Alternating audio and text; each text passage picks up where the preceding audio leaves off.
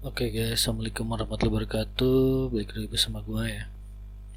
Ya, kita bahas lagi ya. Torekot Al-Mahdi itu torekot yang gue dirikan ya, yang pada intinya bermuara pada satu, yaitu melanggar Al-Quran dan hadis itu akan menciptakan masalah ya. Oke, jadi itu tuh bukan sekedar bahasa, emang terkesan klise ya, tapi itu real gitu. Yang gue lihat, gue amati dari masalah pribadi gue, dan gue amati juga masalah orang lain yang ada di sekitar gue maupun masalah artis gitu ya. Oke, kita bahas apa ya, misalnya tentang larangan riba guys. Aduh, ngeri banget lah guys tuh riba. Aneh tapi nyata.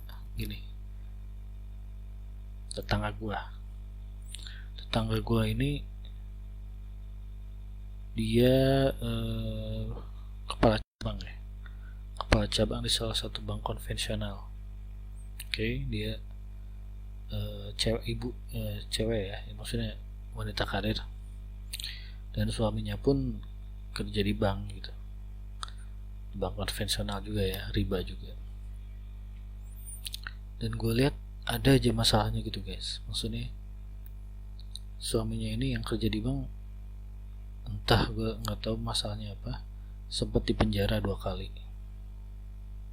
Terus yang gue tahu itu anak-anaknya itu kalau nggak salah sekolahnya nggak ada, kuliahnya kalau nggak salah nggak ada yang beres gitu.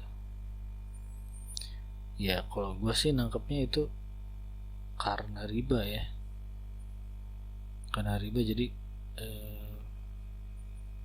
kayak harta nggak berkah gitu guys. Kayak itu yang pertama. Terus yang kedua, gue pernah ketemuan ya di dating apps gitu guys. Ketemuan terus ternyata si cewek ini dia cerita dia udah pisah ya dengan mantan suaminya gitu kan. Nah terus gue nanya kenapa gitu ya. Terus dia cerita, mantan suami saya narkoba. Awalnya enggak, tapi lama-lama kena obat-obatan narkoba dan lain-lain. Terus gue dengernya kayak pelik gitu, kayak aku lupa yang lainnya apa ya. Pokoknya yang gue ingat itu sih, dia kayak pusing banget karena mantan suaminya itu terlibat narkoba lah gitu kan. Nah gue tiba-tiba gue nanya sih, tiba-tiba mbak kerja di bidang yang berhubungan dengan riba, kata saya gitu ya. Terus si mbaknya bilang, oh iya saya kerja di bidang meminjamkan uang gitu. Jadi itu di bagian yang meminjamkan uang gitu. Itu apa namanya ya, bukan KPR ya, apa ya, apa sih namanya, kredit yang minjemin duit gitu. Nah di situ jelas riba. Jadi kalau berhubungan riba tuh guys, gue perhatiin ya, itu masalahnya aneh-aneh, pelik gitu. Terus juga gue pernah ngobrol sama salah satu frontliner di salah satu bank ya, bank konvensional gitu. Dan waktu itu ya gue sekilas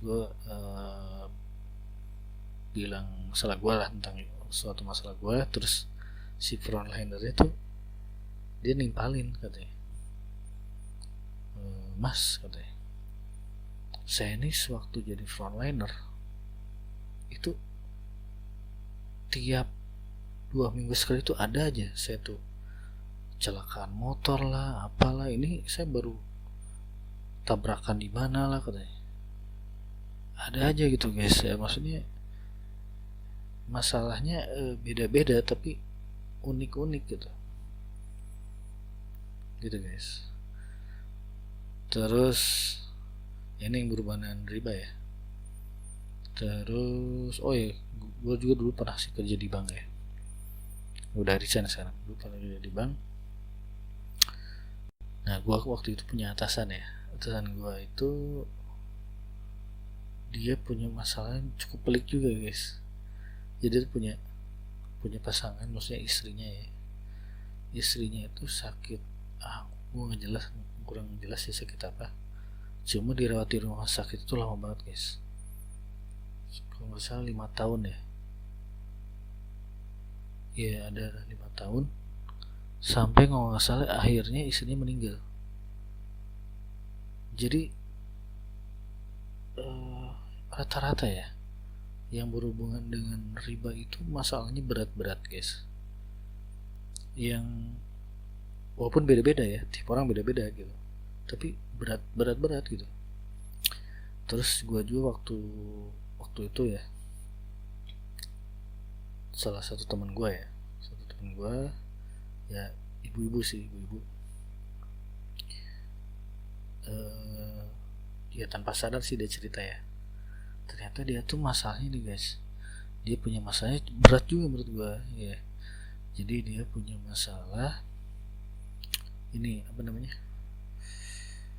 kanker rahim ya, kanker rahim.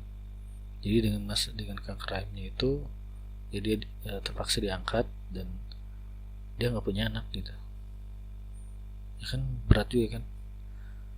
Itu teman gue yang kerja di bank ya riba lah ya. Terus apalagi ya itu sekelumit. Jadi dari situ guys gue menyimpulkan ya, dosa itu semakin dianggap dosa, kan riba tuh dosanya besar guys.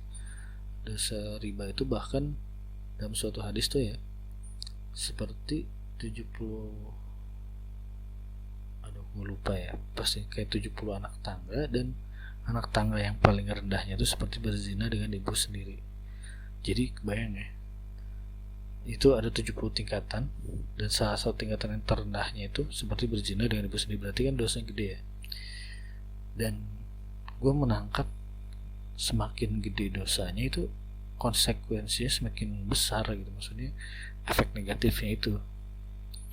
Dan memang dari pengamatan gue pun orang-orang yang berhubungan dengan riba tuh kok pelik-pelik gitu masalahnya. Terus apa ya, ya udah makanya gue resign sih. Jadi itu dari yang berhubungan dengan riba ya. Maksud gue ya, teman-teman kalau punya masalah, nah ini berdasarkan pengamatan gue guys, kalau lu punya masalah berhubungan dengan keuangan ya, itu lu pasti ada hubungannya dengan 3 hal ya. Lu pasti ada hubungan dengan riba, atau lu berhubungan dengan judi ya, atau lu berhubungan dengan riba, goror, gambling ya. 3 hal itulah. Jadi sebisa mungkin jauh itu sih. Sama ya udah itu dulu aja guys.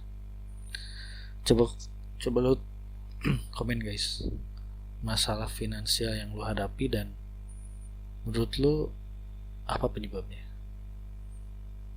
Apalagi misalnya utang gede, itu gue bisa pasti nih, kalau utang lu gede itu pasti hubungannya dengan ngutang riba pasti. Karena nggak mungkin kalau lu misalnya ngutang ke warung gitu, lu ngutang ke warung sampai miliaran, nggak mungkin kan. Pasti berhubungan dengan pinjaman yang ada bunganya, riba gitu. Oke guys, dibedain ya. Kalau misalnya nyicil rumah, nyicil motor, itu nggak riba ya, meskipun ada bunga ya. Ini kita ngomonginnya minjem uang yang bayarnya kan dicicil kan. Kalau minjem uang masih ada cicil dan pasti ada bunga, nah itu yang disebut riba guys. Yaudah, terus pengalaman lu guys yang berwarna riba dan gimana lu bisa keluar dari situ. Oke, gitu aja guys kali ini. Thank you.